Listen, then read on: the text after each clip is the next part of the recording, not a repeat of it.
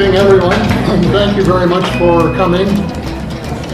It's wonderful to see so many old friends and colleagues, and also quite a few new friends too. And this is wonderful. So thank you all for coming out. And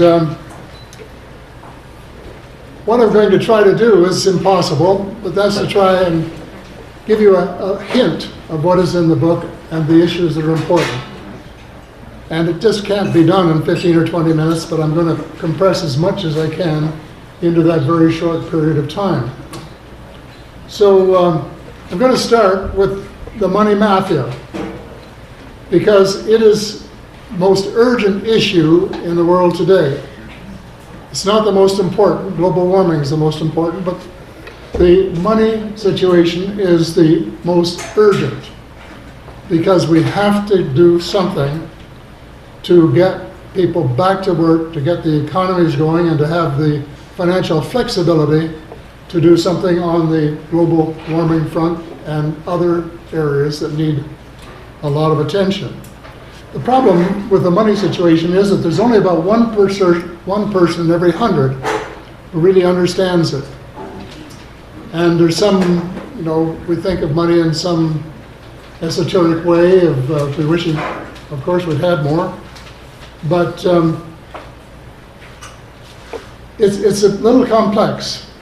And I'm going to skip over 3 or 4 issues that you can think about and take home with you when you start to read the book. As I say, 1 million young Canadians without jobs. And this is not right, it's not moral, but more important, it's not necessary. It's just as a result of a system which has grown up, which is designed to take us to the cleaners. And something can be done about it. Something must be done about it. So let's try to learn. What is money? Well, most people don't know. It used to be coins, silver, gold, copper, and some iron coins.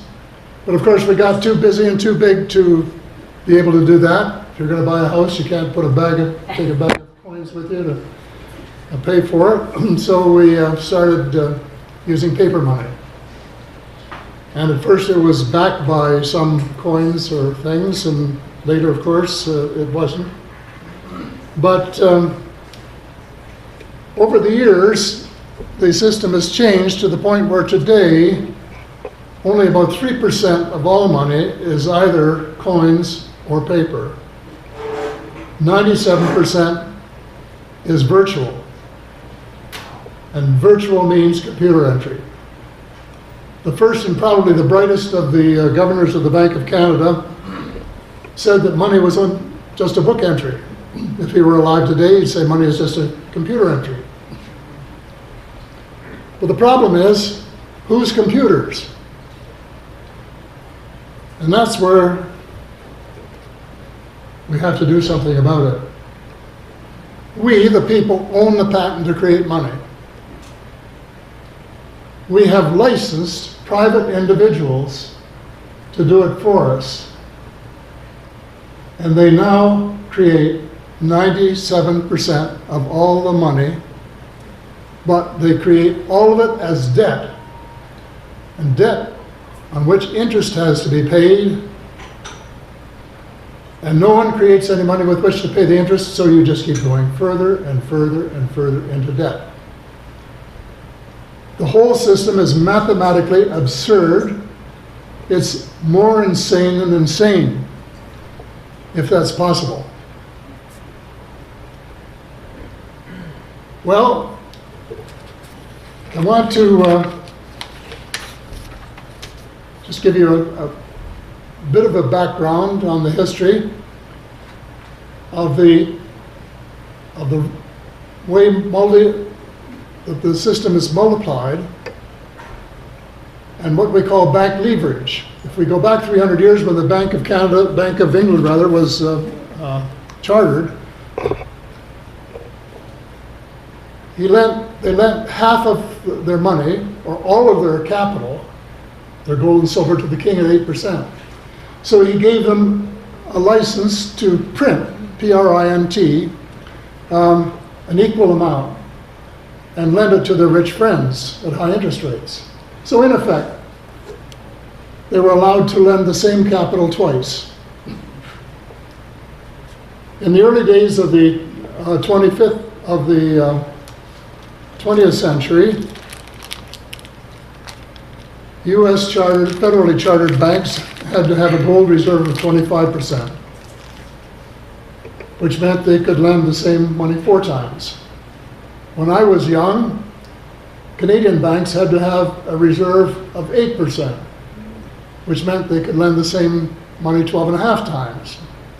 Since then, the leverage has become even more generous, and since our Bank Act was changed in 1991, our banks were allowed to own assets equal to 20 times their capital,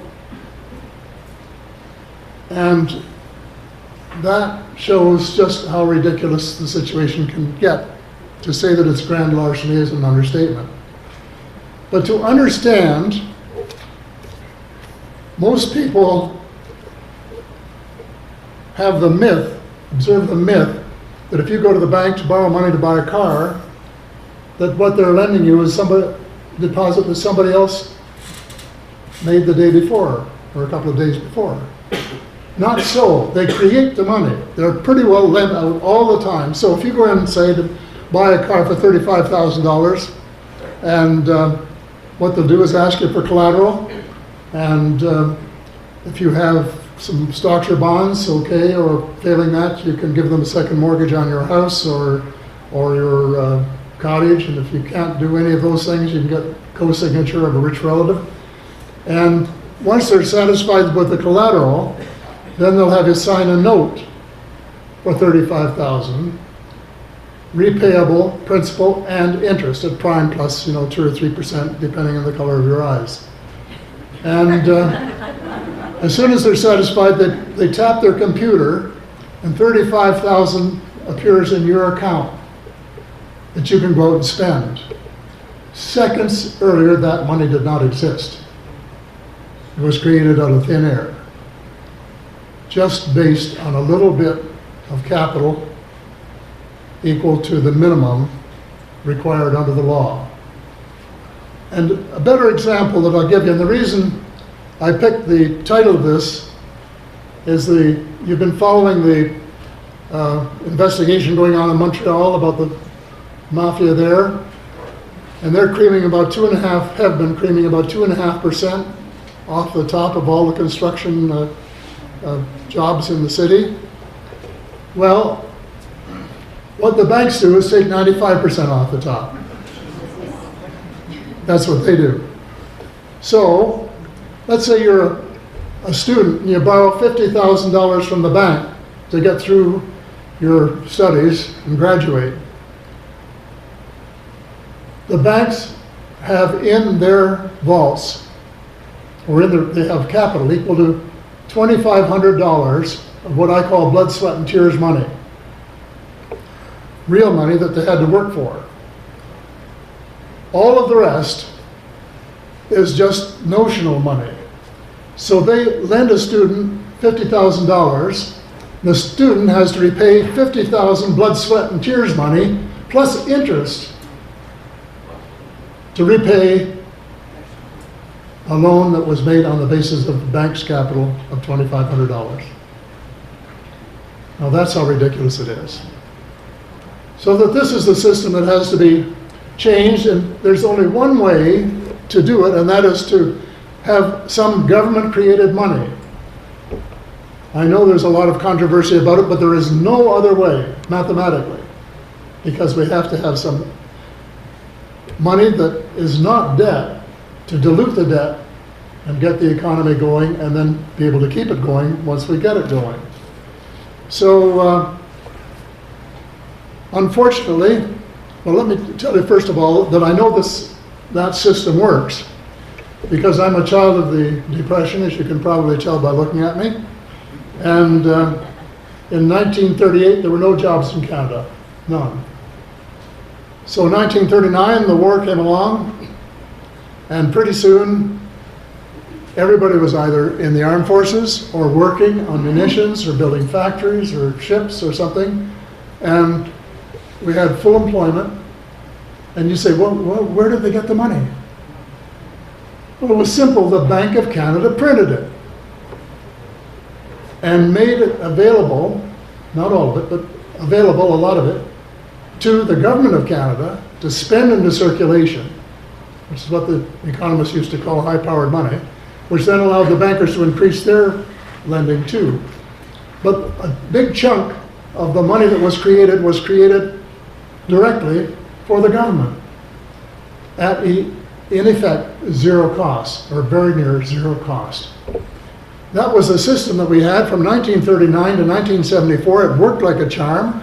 It helped finance the war and all the post-war years, the St. Lawrence Seaway, the Trans-Canada Highway, the big new airport terminals, and to lay the foundation for our excellent Social Security system, one of the best in the world. Then in 1974, the Bank of Canada changed the system without consulting or even telling the government. They started taking orders from the Bank for International Settlements in Zurich, Switzerland. How many of you have heard of that? Well, most of you have. This is a very informed audience. And the Bank for International Settlements said, we're going to follow monetarism, high leverage, in effect, no controls over the banks to speak of, and we require that you stop lending money to governments at low interest rates. And so it did. And we had to borrow in the market and pay market rates. So we had a couple of recessions. We went into debt. We had to borrow. And as a result of that borrowing, we have paid $1.1 trillion in interest since 1974, none of it which was necessary, none. And just think what it could have done for urban transportation, getting down the Gardner, whatever. And that's $1 trillion, not a billion, it's not even 100 billion, it's a trillion. So the system has got to be changed. Now, the problem arises at the moment. Our government is in the process of signing a treaty with the European Union, under which they are effectively going to give away the people's right to do that, to create our own money, even though we own the right. They're going to allow European banks to sue us if we do anything like starting to create some of our own money, and I'm recommending 34% of all new money to be government-created money. If we started doing that, the European banks would be able to sue us to the extent that we wouldn't be able to do it. In other words, we'd be bound in our miseries and never be able to get out of it. So I say, if the government signs that treaty with the EU, with its present financial provisions in it, that is high treason. I really believe it.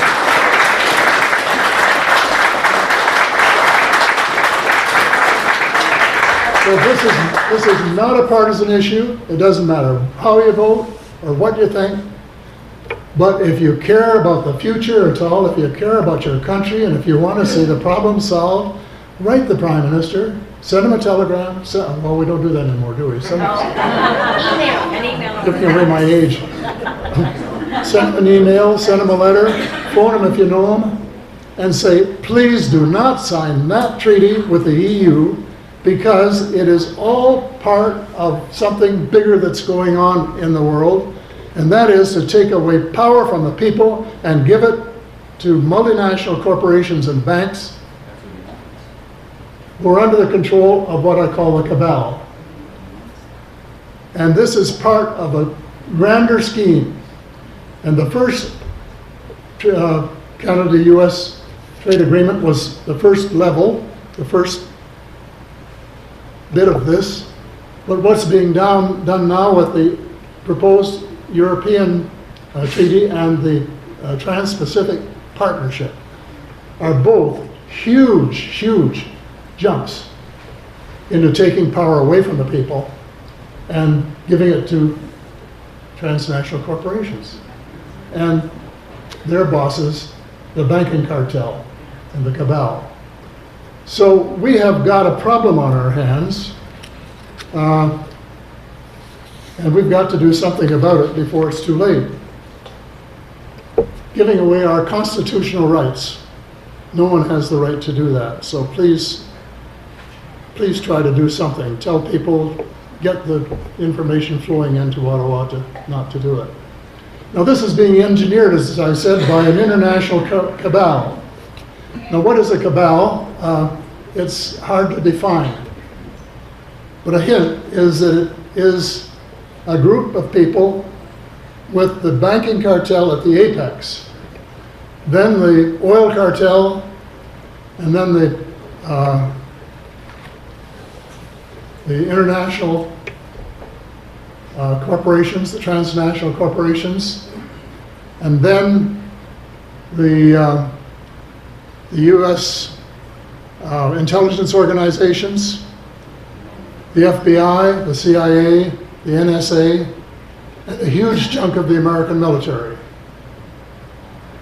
And they're all in it together. And you might say, well, where are they taking us? The end game is what they call a New World Order, which in plain English is a world government that is not elected, but is run by bankers and elite, an autocracy. To put it in its real form, it's a dictatorship, a world dictatorship. And that's the end game, and that's what they're moving toward. And they've been working on it for 50 years, and it's well advanced. And if something isn't done, they're going to get away with it. How powerful are they? Well, they are so powerful that they have taken over control of the United States. Neither the president nor the Congress is in control of the United States. The cabal is, and has been for years. They pick the presidents, and if they don't like them, they get rid of them. As President Clinton said in response to a question by White House reporter Sarah McClendon about why he didn't do something about UFO disclosure, he replied, and I quote, "Sarah, there is a government inside the government and I don't control it." Can you imagine? The President of the United States and Commander-in-Chief of the Armed Forces of the United States doesn't control them and doesn't even know what most of them are doing, because they're doing it in secret. And that is the reason that there's foot dragging on global warming, because the cabal includes the electrical industry and the oil industry, and they don't want any change. They want the status quo. And they're willing to see the planet, our home, go up in flames rather than to allow some action to be taken.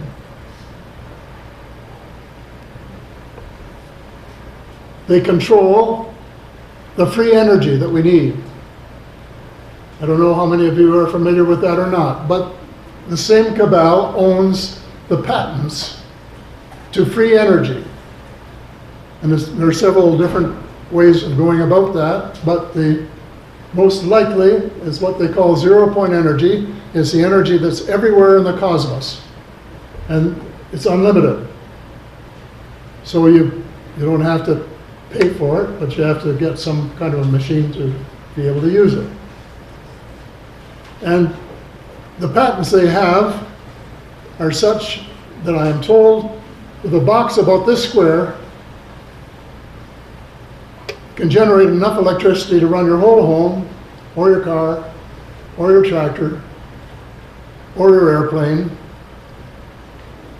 or your ship, from a little box. You don't need to worry about ice storms anymore because you've got the power in the basement. And it could have been there long ago if it hadn't been for the fact that these people who are in control don't want to see any change. Well,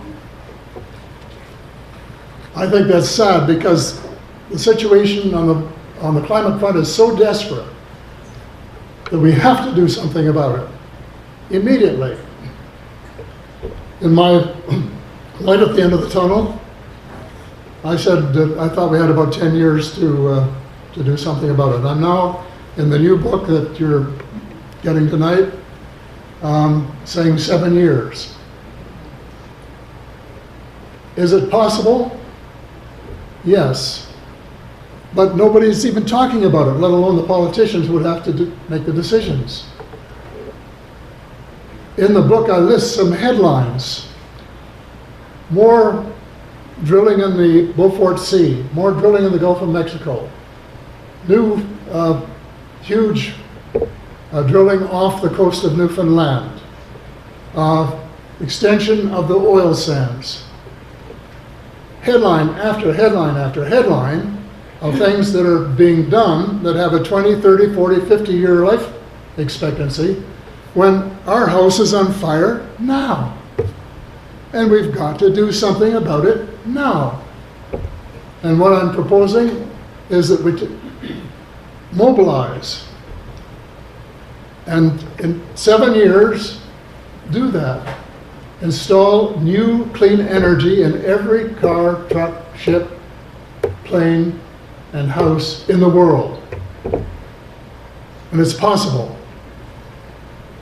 How? Well, just by first of all getting the president to declare freedom of access to the technology that is necessary by presidential order, which he can do, and then to do the opposite of what we did in World War II.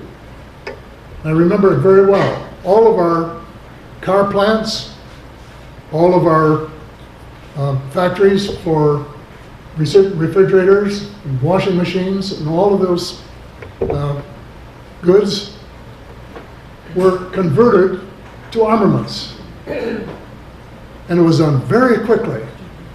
And we all worked together, and all of these things happened together in a common cause because we thought that our freedom was under attack and we had to do something about it. So we did it, and we made it happen. Well, we have to do exactly the same thing in reverse today as far as global warming is concerned, because if we don't, it could mean terrible, terrible trouble for the human species. And who knows how bad, but very bad, and it's somewhere we don't want to go. And it isn't necessary, but it means that we're going to have to change our policies very quickly and reverse most of the policies of the last 50 years. Well, the cabal is also responsible for the war on terrorism. The cabal is also AKA military-industrial complex.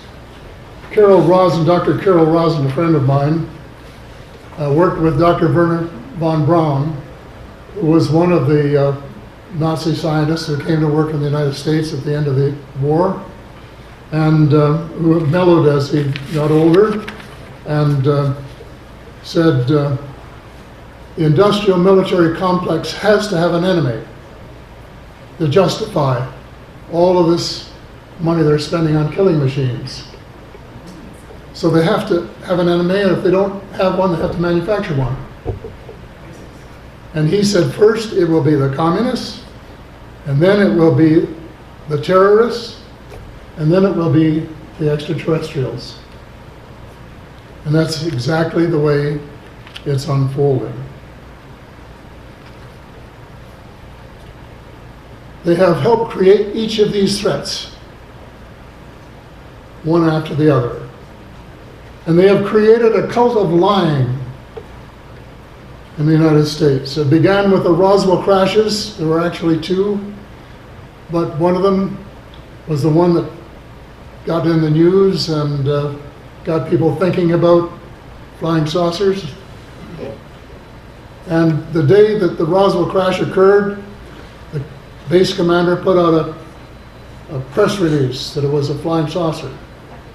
Later that afternoon, his boss put out another press release saying, no, that was a mistake. It wasn't really a flying saucer. It was a weather balloon. Yeah, a weather balloon. And that was the beginning. And it's been ever since that, it's been denial. And they have absolutely kept from all of us and from the American taxpayers who are paying trillions of dollars for this stuff. All of the back engineering that's been done over the last 60 years, some of it which is useful and which we use on a day-to-day basis, but more important, a lot of it that has been used to create absolutely terrible weapons and flying saucers. The Americans now have their own. And their plan, after they get through with the terrorists, if they ever do, is to stage a mock attack in order to get the people of the United States to accept martial law as the onset of the New World Order. It's just, happily, some of us are beginning to talk about that sort of thing, and people are saying, you're kidding me, and I said, no, I'm not kidding you, but if it happens, just say, wave at them, and say, we know you're playing games with us, and we're not going to go along with it. We're going to stand up for our rights. So, and then of course, the ultimate deception, based on the same thing of lying, 9/11, I'm not going to talk about it tonight because I don't have time, but it's in the book. Probably the most monstrous deception, one of the most monstrous deceptions in the history of the world. And with consequences that are so absolutely fantastic. And what we're talking about here are two worlds, the one we sort of live in and the real one. And the one we live in is a couple of amateur Arab pilots came over and brought down two World Trade Centers, when in fact they didn't have the capacity to bring down even one. And there were 7 buildings came down that day, not just 2. And my book will tell you a lot about the others and also point you in the direction of where you can get the kind of evidence that you need to make up your own minds. So all of this has been pre-planned. A lot of it, the project for a new American century was written by the Pentagon, part of the cabal, and where they said it was a drastic thing. They wanted to have 3 or 4 wars in the Middle East, and they needed an excuse to get the American people to accept it, so they needed something to happen comparable to Pearl Harbor. Well, they got it. And they used it as an excuse, and whereas there were only a few terrorists at that time, not more than could be handled by police and intelligence means, they took advantage of this terrible act to start the war in Iraq. And as soon as they started dropping bombs on Baghdad, they started creating terrorists by the thousands. Whereas before there was only a handful, and it's never stopped. So what did it do? Of course, it set race against race, religion against religion, and then after that, the Patriot Act, all the loss of our civil rights, and it perverted NATO from a defensive pact, which had been very successful for all of my lifetime, into an effective task force, and it's a tragedy. And ISIS is just the illegitimate child of the foreign policy that brought that about. Well, finally, it has to be stopped before it's too late. I have a chapter in the book called Action Plan Necessary for the Redemption of America and Humankind. And take a look at the list, see what you agree with. and then try and pressure your politicians to adopt policies like that in order to do something. And the final thing in the book is the postscript, where I say that spirituality is the missing link. And it is. There was a time when Americans feared God, and we did too, but in the post-war period, we have worshipped money. Money, power, and greed. And those have been the operative words. And so we think of nothing else except, how can you make another buck? And we have to change. I list some wonderful things that are going on. There's some wonderful people in the world who are doing wonderful things. And more power to them. But what they need is the same thing 1,000 times over. We have to have a tsunami, as I call it, of changed lives, of people who are willing to put their lives on the line for what they believe and to change the world in that way. So the book ends with some good news stories, and they offer encouragement. And we want to get together and to make sure that in the days ahead, there are not just a few good news stories, that there are thousands of them. And if we work collectively, if we're of one mind and really go all out, then there's a chance that we can rescue our planet before it gets in very, very deep, well, it's in deep trouble now, but to rescue it and bring it back and have it serve future generations to come, which is what we all want. Thank you.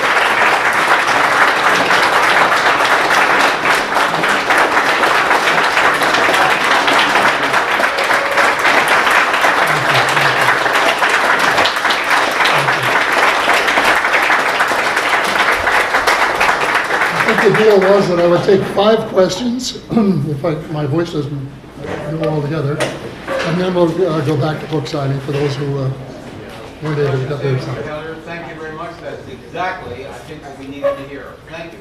Well, you're welcome, and I'm sorry to have to be the bearer of these tidings, but that apparently has been my role for the last little while.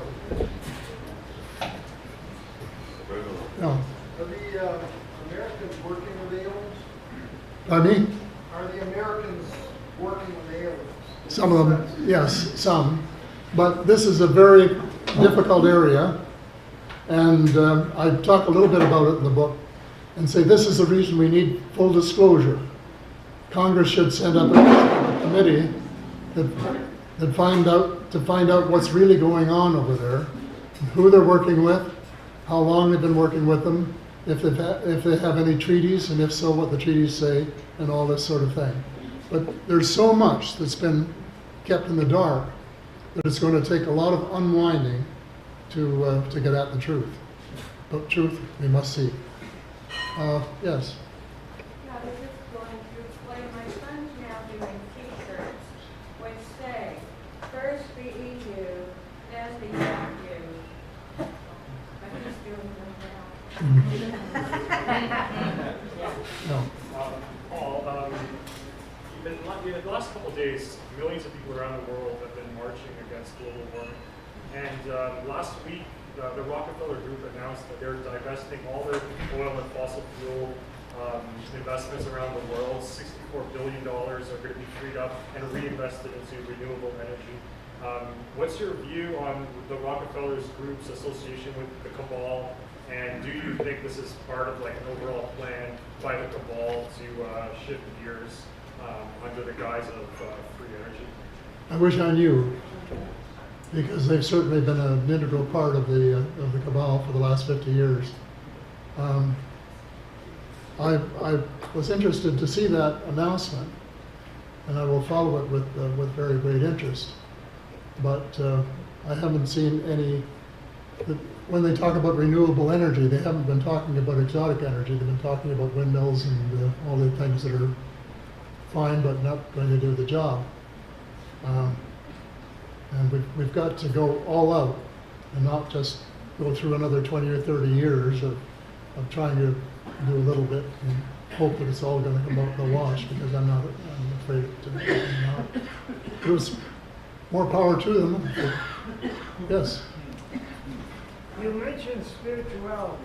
Thank you. In my readings in the past 4 or 5 years, I've gotten the impression that spirituality in North America is increasing. What do you think? I think it is with some people. I get very encouraging letters from young people. I get hundreds and hundreds of emails from all over the world, and a lot of the young people are very spiritual, not necessarily religious, but very spiritual, and I think this is encouraging. But if you look at your daily papers and read the stories, you know that we've still got quite a long way to go. Yes. What was Pierre Elliott Trudeau doing in 1974 to allow our Bank of Canada to be taken over like that? He didn't have a clue what was happening. Why not? Why? Because nobody told him. And I spent 2 or 3 days going through his papers, and his biographer I've got in touch with, John English, and he had, of course, access to all the papers, and there was no hint that the governor had told Mr. Trudeau what was happening or the consequences or anything of that sort.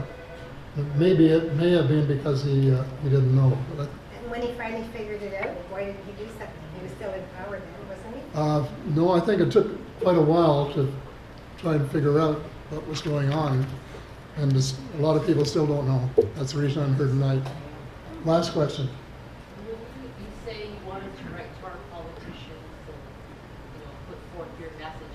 Have you done that, and what type of response have you received from the people presently in the government? I have done it, yes, time and time again, and I regret to say the answer is mostly silence. So they don't even respond to your No. correspondence? No. I've written every member of Parliament, and I've heard back from about 3 or 4 of them, and they're usually polite letters written by one of their staff. And it's bad enough that people don't understand the subject. But if they just showed a little interest in trying to find out what it's all about, that would be very encouraging. And I would be glad to sit down with anybody, in public life, would spend a couple of hours actually thinking about the problem, or reading about it, or doing some things about it. But I guess they're maybe so busy trying to get reelected. I coined one new word in my book. It's called votavision.